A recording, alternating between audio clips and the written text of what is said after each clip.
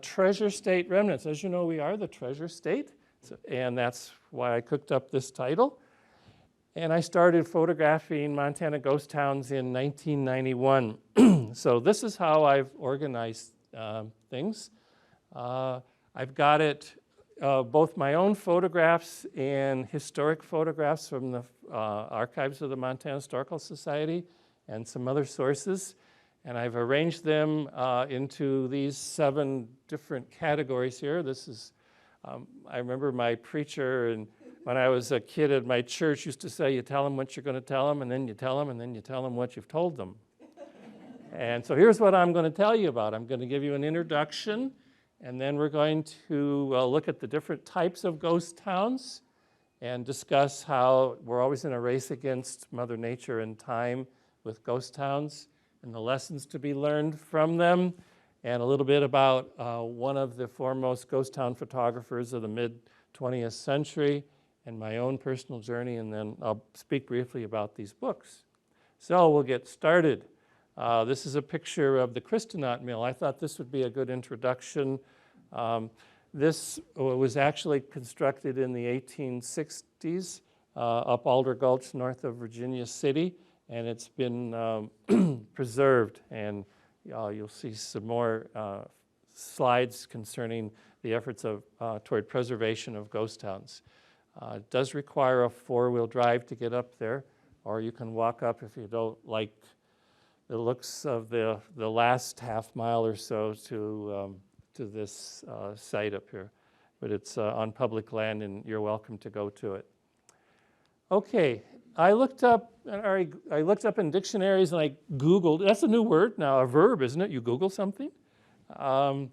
And Webster says a ghost town is an abandoned town or village that is at least in part still standing. In other words, there has to be something left, although I've stretched that definition a little bit.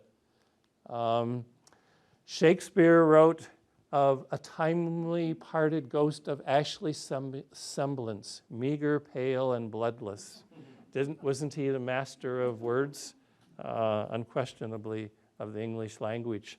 That's Sterling down in the Pony area. It's on private property.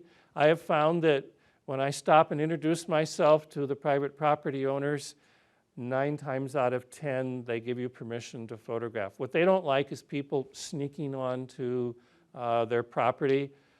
For example, I was at Comet and got permission from him, and he says, I'm glad you asked, because yesterday he saw somebody who had torn up some of the piping in Comet and was stealing it and taking it back, to sell for scrap.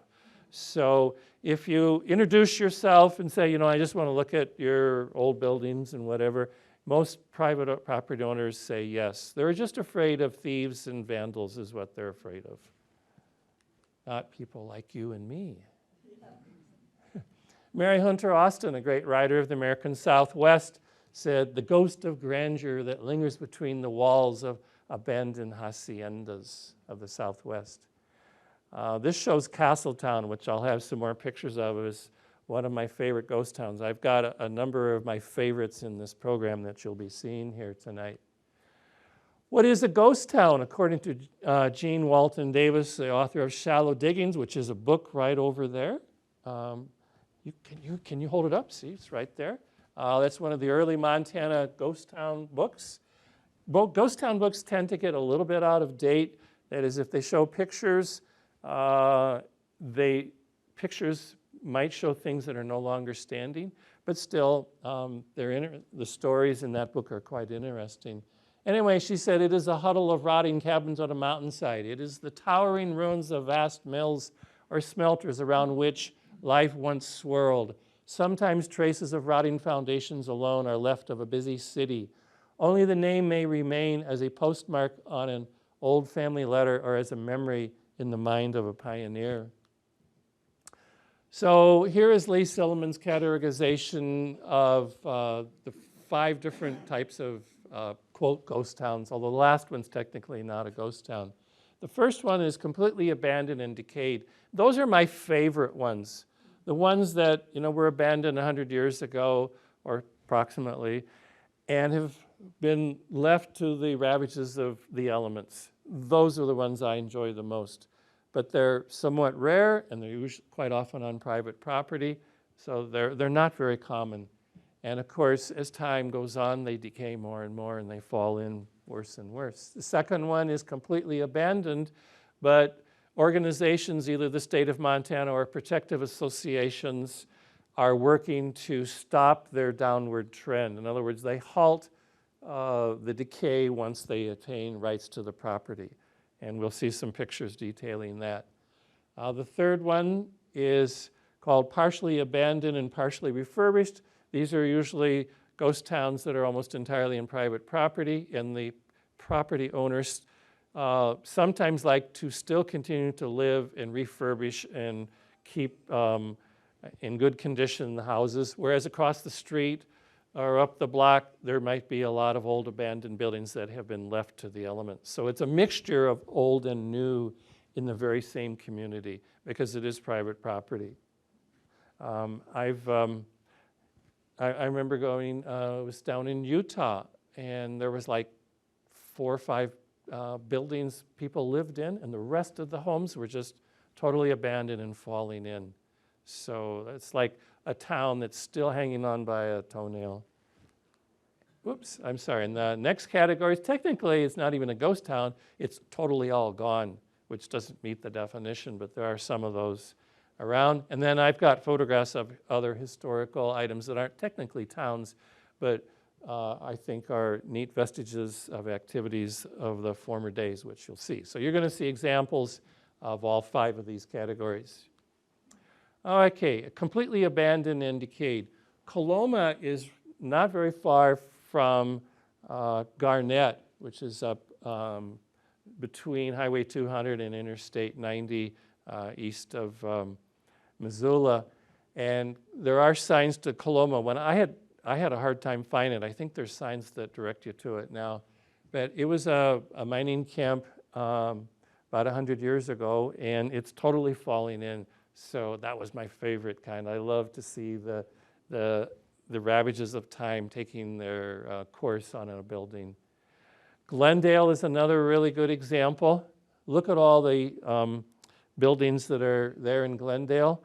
All but one of these is gone. I'm not sure exactly which one is still standing. There's like one building on this side of the road, and then there's a smokestack over here we'll see in a subsequent picture.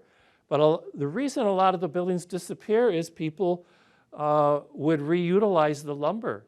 I mean, they would tear the building down and keep the lumber and go build another shack or building somewhere else, or take the bricks and build something else. So it's not like they tore it down and burned it up or bulldozed it. A lot of the buildings that are gone were materials that were reutilized. So here's Glendale back in the old days. It's west of Melrose, Montana. And it was a big mining community on the east side of the Pioneer Mountains. And the ore was brought down. And so here's this huge smelter. It's entirely gone, but see the smokestack there? It's still standing. It's really neat. I was just there like 2 years ago. And also with it, about a couple miles up the road are, I believe, let's see, did I say how many? I think there's like 7 or 8 or 9 of these kilns on Canyon Creek above Glendale. And they're preserved by the Forest Service, and you can go in them. They're protected with these jack rail fences so that the cattle don't get in there. Cattle are one of the agents of destructions of old buildings, if you know what I mean. They love to rub and get in and do their thing against buildings. And I had the pleasure of finding out and visiting another set of kilns a number of miles above on this drainage. And you can't see them from the road, but a man told me approximately where they were, and I was able to find them. It's really a good idea if you're ghost town hunting is to read the books and find out what's out there, or talk to people who are historically cognizant of the old buildings and remnants in their terrain, and then go on your search. It's really kind of fun. It's a game, and I've enjoyed playing it for almost 25 years. Comet is one of my favorite ghost towns because a lot of it is still left. It's entirely in private property, but a public road goes through the middle of it, and it's very accessible. There's these old mill buildings. Here's the superintendent's house. Here's a photograph of what it used to look like. I think it had hundreds of people at its peak. Most ghost towns in Montana were mining camps, although there are a few that had other origins. But the majority of them were mining camps. Here is another picture of Comet. I've been to Comet with my big view camera. In 1989, I bought a huge 8x10-inch view camera. Has to sit on a tripod. It's big and cumbersome, and you probably wonder why I'm crazy enough to have such a big, bulky camera. But anyway, it gets wonderful pictures. And I remember tramping around in the snow. Of the 3 trips, one of them was in the dead of winter.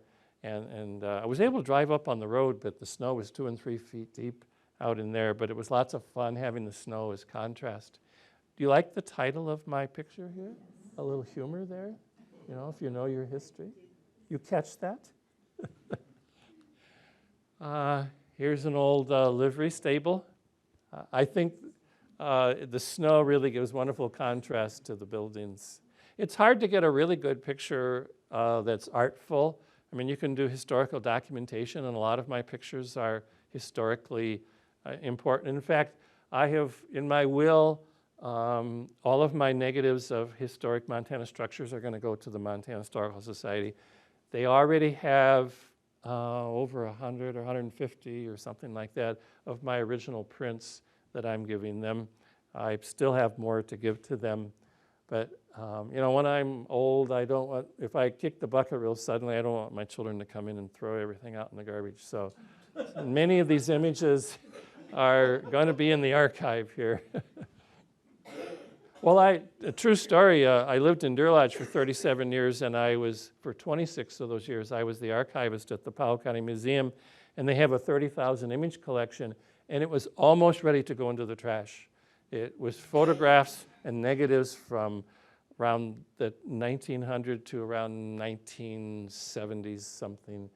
And they luckily were snatched from the person who was just about ready to trash them all. They bought them. I think they paid $3,000 for this treasure. So anyway, moving on.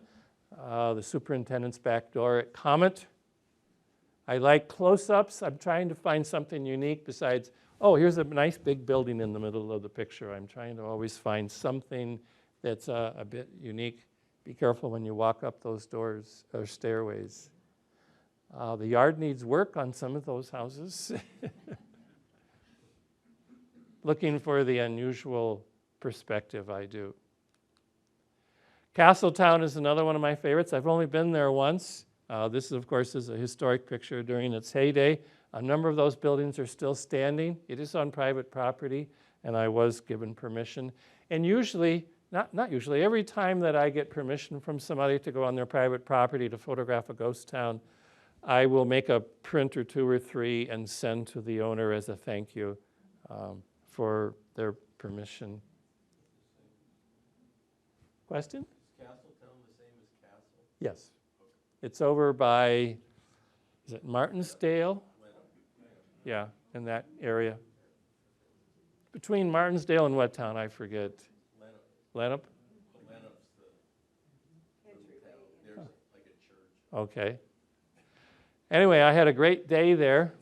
Castletown was quite a wide open town. Calamity Jane lived there for part of the time. The red light district in which the women lived became the social center of the community. Whiskey, prostitution, and gambling blended together. Men came to town on payday to spend their hard-earned money, and the women were eager to accept it. Yeah, it was not all cookies and cream, I can assure you, for the prostitutes in the western frontier. That might paint a rosy picture, but it was not a rosy circumstance. I'm not saying for sure that this boarding house was a house of prostitution, but almost every camp had it. And I've read that even like up into the 1940s or so in Alaska, prostitution was engaged in and overlooked by local authorities in some of the remote Alaskan towns. So it's not something just from the 1800s.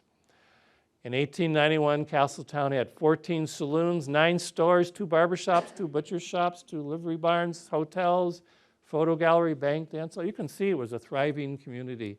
So I love to go there and see all the sagebrush growing and the roofs peeling away, and it's just a really neat experience. And Muriel Sybil Woley was a notable artist who she was an art teacher in Colorado, and in the summer she would go all over the West painting in ghost towns and old mining camps, and she spent time doing Montana's ghost towns as well as Colorado and other states. And right behind, hold that up if you would please, ma'am, you'll see Montana Pay Dirt, which is still in print. They still have a reprinted copy out there on the counter if you'd be interested in buying it. It's one of the better books on Montana's ghost towns. She did those, I believe, in the 50s and 60s, the paintings that are in that book. And of course, things have changed a whole lot. But she did a lot of interviewing and traveling. I think it's just a wonderful book to read about Montana's ghost town heritage. I do believe that my photograph of this building is the same as that building in her painting, and this building right here is the same as that building right there. You believe me? See that? Right there is the boarding house, and this one right here is this one right here. Cattle tend to like rub things down and get into them and start rusting them up and leaving their signature behind on the floor. Granite is another neat ghost town up out of Phillipsburg. There's signs pointing the way. And it was a thriving community. It was one of the largest silver producing areas in the country at one time. And you can see there were lots and lots of people. Almost all of that is gone now. This is the Miners Union Hall, what's left of it. Unfortunately, it burned down, but the walls are left of it. Here's the huge mill that was there at Granite, and all of this is gone. This part right here is that building right there at the end. And of course, I've put my date on my photographs, and I mean, I don't go back to them every year now. So just because I have a photograph in this show doesn't mean you're going to see that when you go back. Buildings fall down. And in fact, I don't have a picture in this show, but I took a picture in Phillipsburg a couple of years ago of the Trout Manganese Mill. I exposed 4 big negatives of it, and 5 weeks later it burned down. It was built around the early 20th century. There were some local high school kids who were having a campfire in it. It was a big old cavernous building, and apparently the campfire got away from them. They didn't do it intentionally, and they know who did it. Granite has its foundations still left.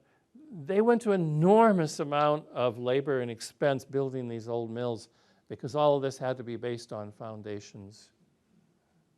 So usually the foundations are left for a lot of things. Another neat place was Lion City. It was like the mining area that served Glendale. This is where the ores were way up high in the mountains.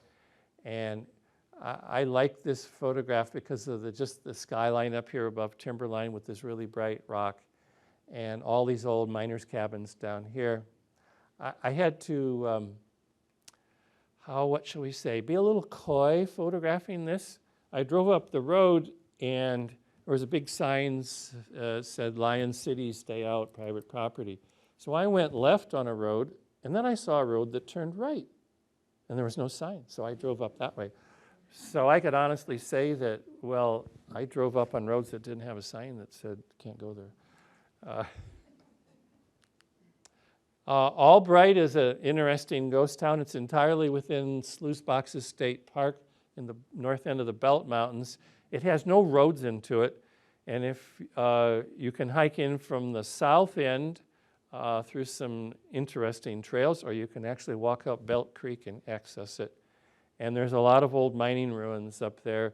They were digging out the calcium carbonate, the limestone rocks to send to the smelters. And like here's some of the, there was like 5 or 6 of these old ore carts just out in the open there. And the reason they're still there is nobody can drive there and put them in their truck and drive away with it. That's the big problem with ghost towns, is the thievery that goes on there, because so many people want a piece of history and to take it home. Coolidge, what a story. To try to make a long story short, William R. Allen was a millionaire, and he felt he could leverage his money into a lot bigger fortune up in the middle of the Pioneer Mountains. And he built a railroad up into this area, this huge mill. I moved to Deer Lodge in 1974, and I believe it was that summer I got to go up with a school group into this mill. The whole thing was open, and it was just like a huge, huge mill. And when I got there 21 years later, they were tearing it down, and now the only thing left is this cement. It's all gone, basically, which is a shame, but there is some things left in Coolidge. You can see the railroad cuts.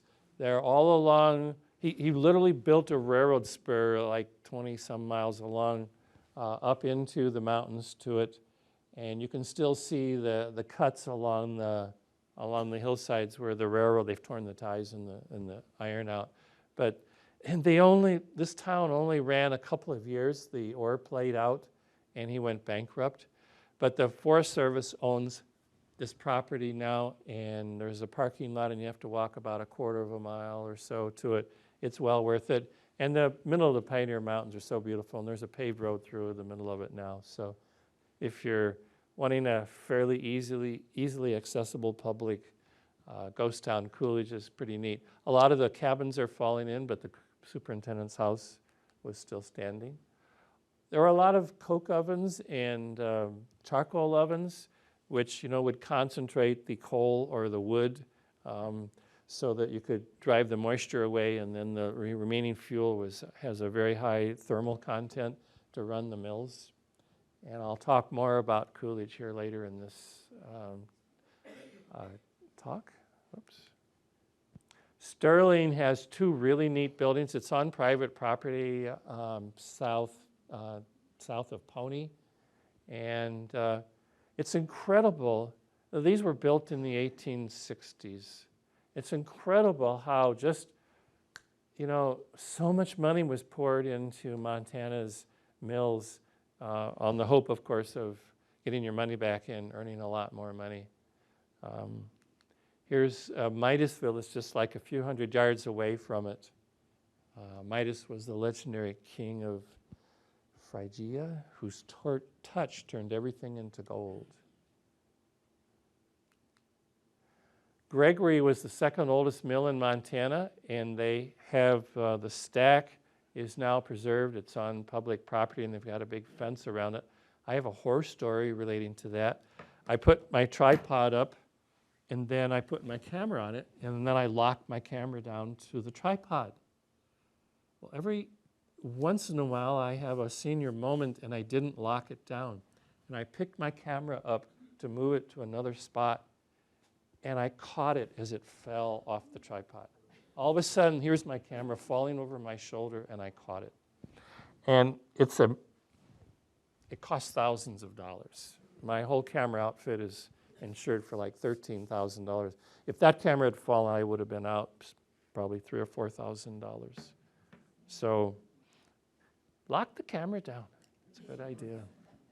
So that's my memory of that picture. So I paid my dues for that one. Almost paid too much of my dues.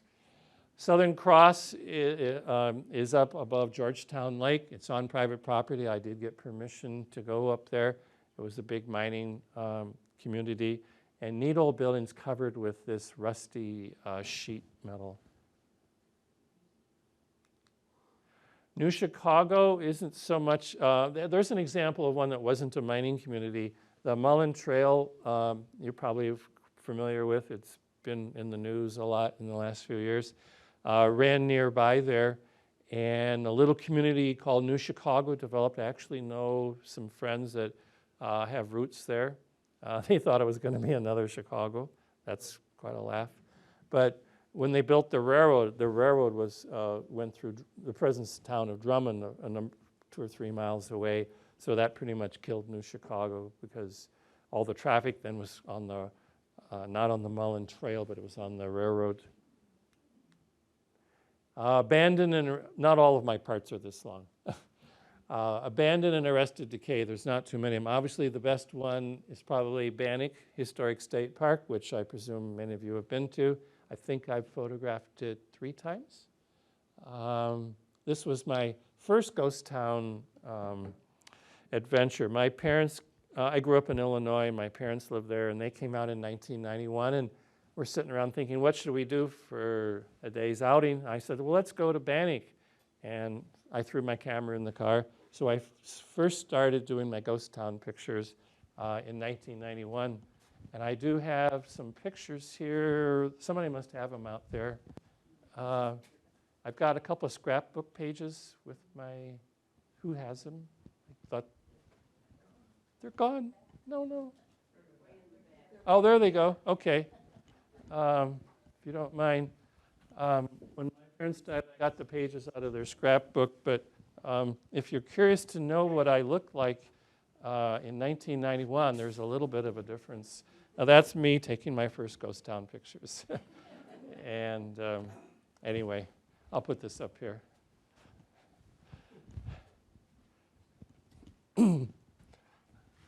So Bannack has actually changed in 25 years. No longer is all that sagebrush there, because I'm sure they removed it because of the fear of fires spreading quickly. So Bannack, my photographs of Bannack from 1991, and I'm 99% sure this roof has been replaced. That's a very old sod-type roof. All these sagebrushes are gone. There's some nice boardwalks there, and the street is wide open. As I said, I've gone to it 3 times, and this is the most recent time. This building right here is the one that was destroyed in that flash flood that you probably all remember hearing about. Completely destroyed it, but they've put it all back together again, and so it looks like what it used to. Which reminds me, I do have since I've made 3 trips to Bannack to photograph them, I have a show in Deer Lodge called Bannack Before the Flood. It's at the Powell County Museum. So if you're going through Deer Lodge, this is a paid advertisement. Stop at the Powell County Museum and see the old prison and the cars, and in the Old Frontier West Museum there, I've got about 20 pictures of Bannack taken over the years. And here's a time exposure I took in an abandoned or in an old shed in Bannack. And here's Bannack without restoration. This is what happens when you don't attempt to keep the roofs and the windows solid. You've got to keep your roofs good and your windows good and your doors closed, or water gets in and that starts the downward process. I was fortunate enough to know the people in charge there, and they gave me permission to photograph this mill. It's generally off limits to tourists. They do have special tours of it, but he gave me permission to go all around this mill and photograph it. So that's part of my show.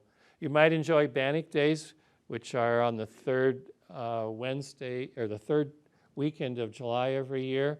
I took my grandson to it. That's my grandson right there. And right here, they do gold painting. That's my wife helping my grandson find some gold.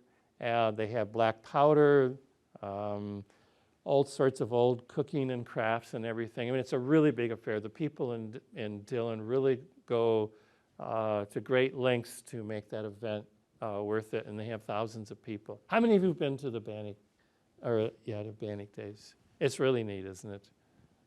So look that up on the website, get the right weekend. Garnet, of course, is another one that has arrested decay where they are stopping the downward march of Mother Nature. And most of these buildings are gone, but not all of them. Garnet, of course, was a gold mining area. And I got this quote, I think it came from one of the Deer Lodge newspapers a long time ago. It was a fairly rich area, and they dug up the place really significantly. This is an interesting picture for me. This is on private property just above the town, but this house is still standing there. And this building is entirely gone, but it housed this. And as we'll see, the things made out of metal tend to survive, and the things made out of wood tend to not survive.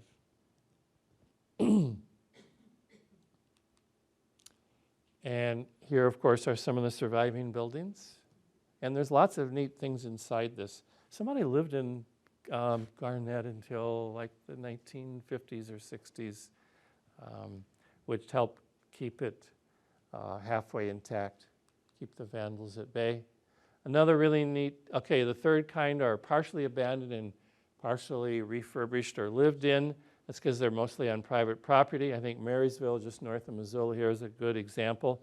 Probably most of you have been up to Marysville. It's a nice, pleasant drive. And they had a railroad spur that went up there. And what I find is interesting is this street is a bifurcation. Everything to the right of here is usually lived in and kept up really well. And everything, or almost everything, to the west side of the street on Marysville there is abandoned and decaying. So you get some really nice pictures. So here's Mural Sybil Woley's painting of that west side of that street. And here's my photograph of it. So these buildings are all in really neat abandoned look. And up the hill from the main street is this shack. And a sad story is associated with this shack. I read that an old miner lived in there, and he went out during some winter day, and a storm came in, and he froze to death out in the hills, and they found him afterwards.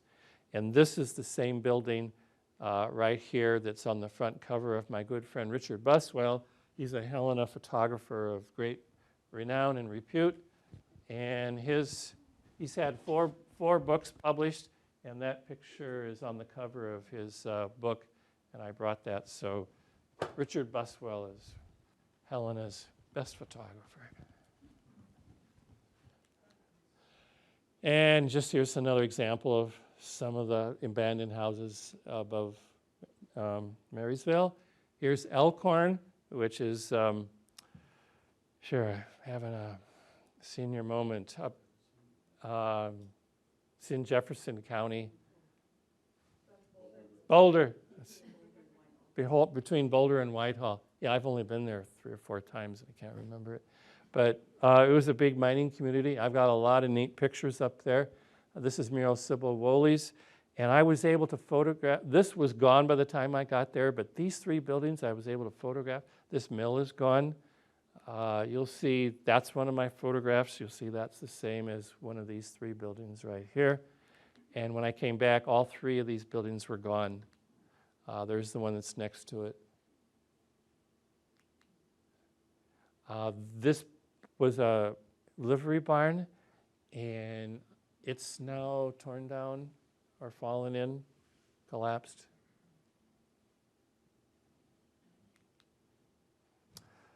This is one of my favorite photographs in Elkhorn, and this is still there, and I believe there are attempts to stabilize it now so it doesn't fall in, because they had a railroad that went up into Marysville to haul the ore out, and this was the water tower to, for the trains.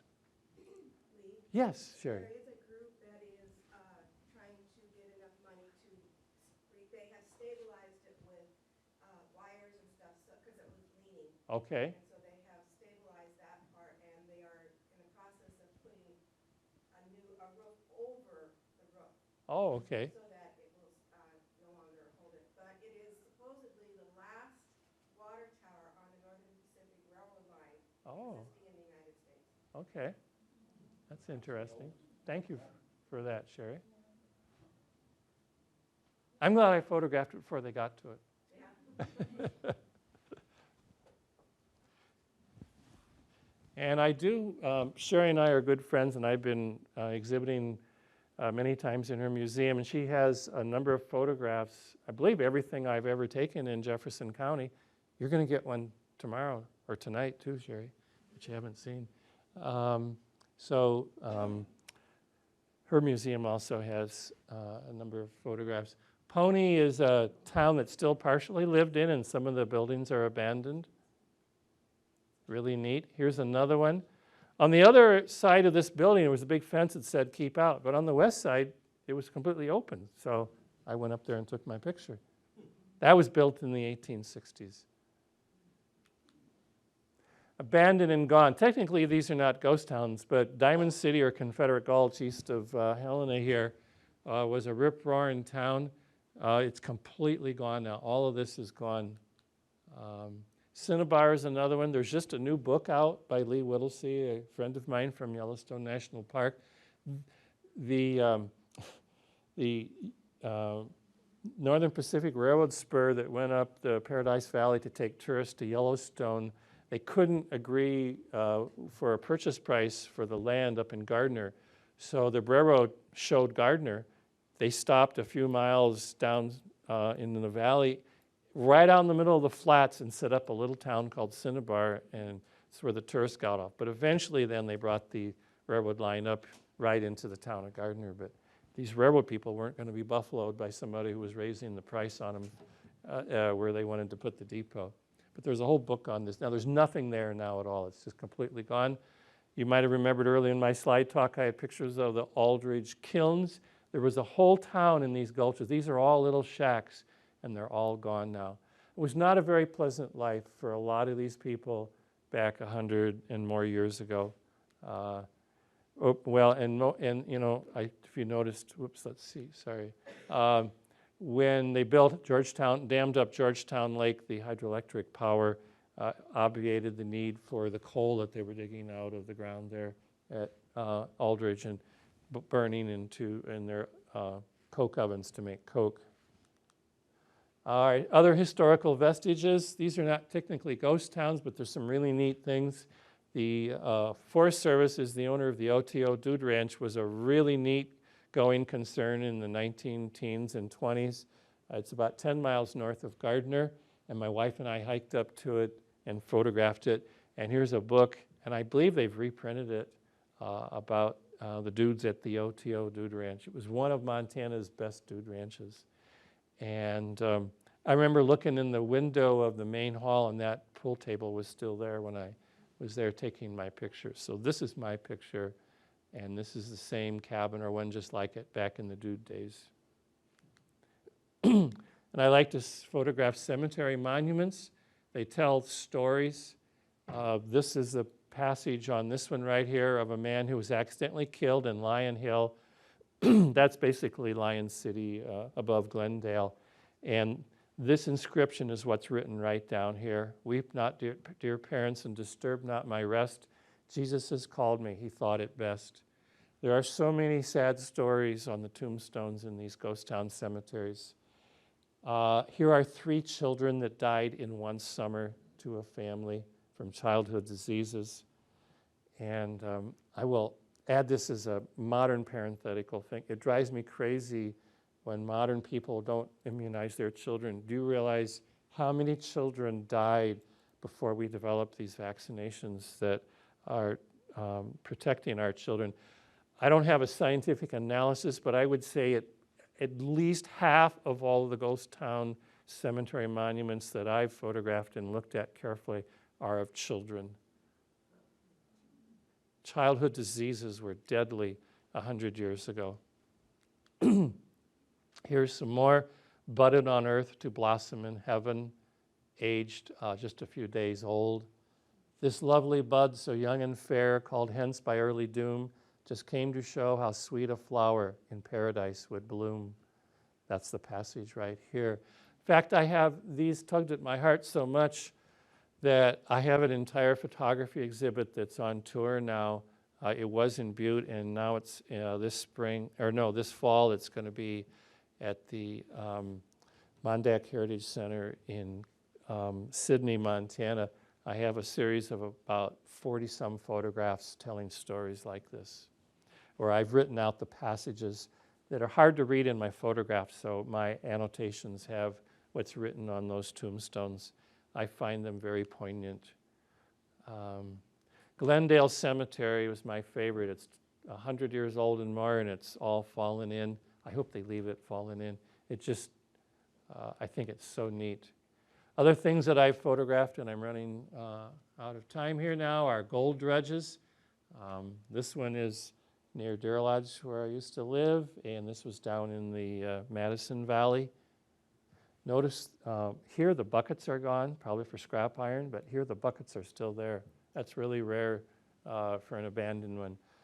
The closest gold dredge that you can go in and see as a tourist is out of Salmon, Idaho, in the Yankee Fork region. There is a dredge there that people can go visit.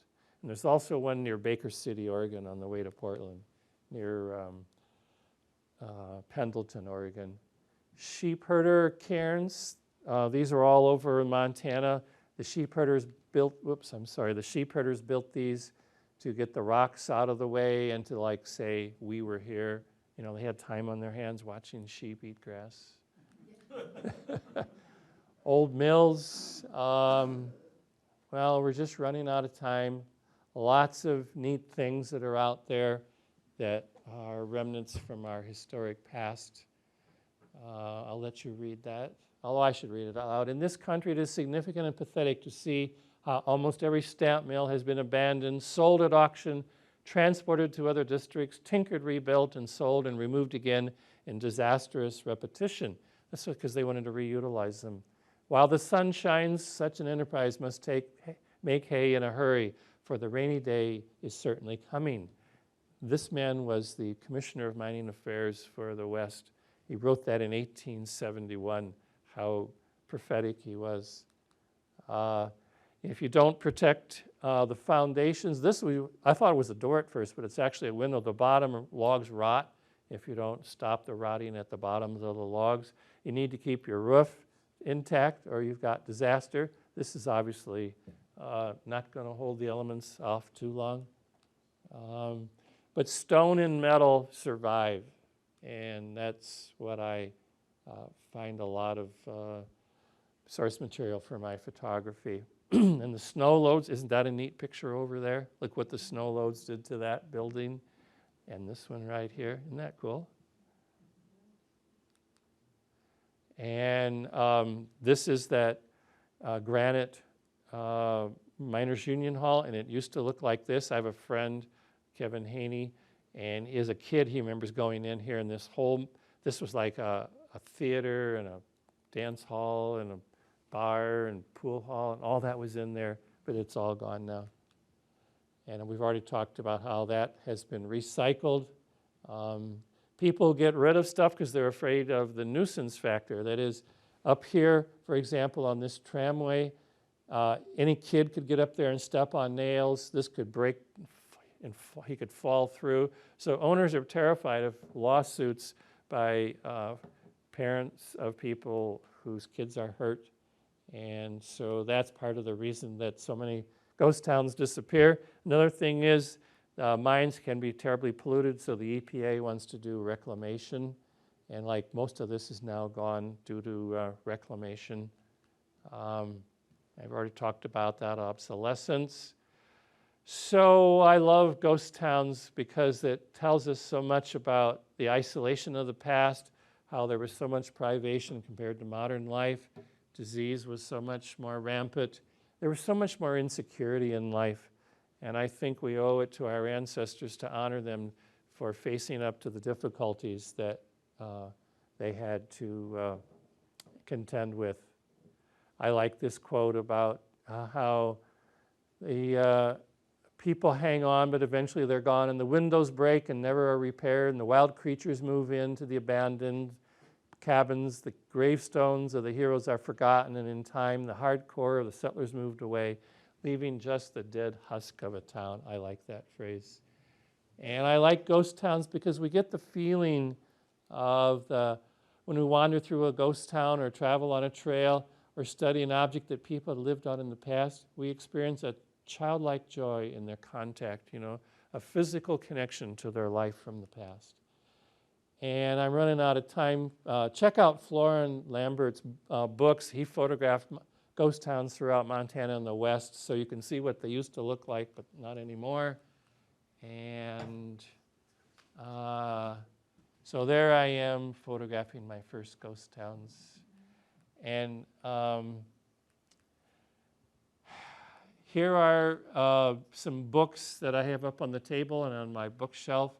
And all of these are really good books, just depending on what your tastes are. And these are two really good new ones that you can still buy that are out there. Those are the two most up-to-date ones on Montana's ghost towns. The others tend to be out of date.